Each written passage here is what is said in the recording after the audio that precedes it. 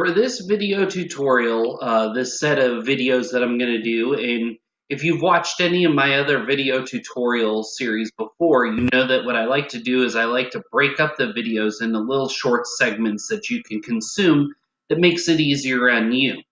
So in this video tutorial series, I'm going to go over the tool Google Docs. Now, for those of you that might know me, you know that I love Google suite of products. I love a lot of different things about the Google tools and the Google applications, and this is just another one of those. So first off, Google Docs is a word processing document creator and application that's available through the Google suite of products. It's Google's version of a word processing tool. I'm going to show you the 3 different easiest ways to get a Google Doc, an untitled Google document that you can use. Go over some of the menu options, go over some of the tools, some of the tips and tricks that you can use that'll help make your life easier.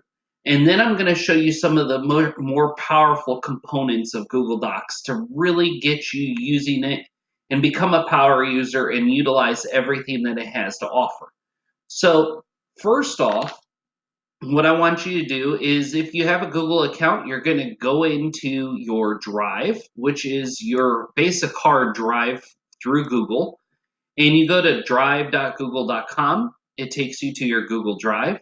Now there's three ways to get to this. You can go through Google Drive. You can go up here and in a menu bar, in a search bar, you could type in docs.google.com.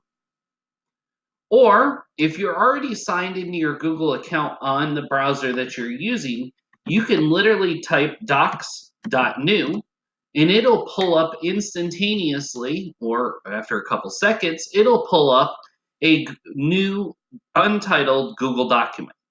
If you're in Google Docs, you have your choice of some templates, or you can click blank. It'll open a blank untitled document.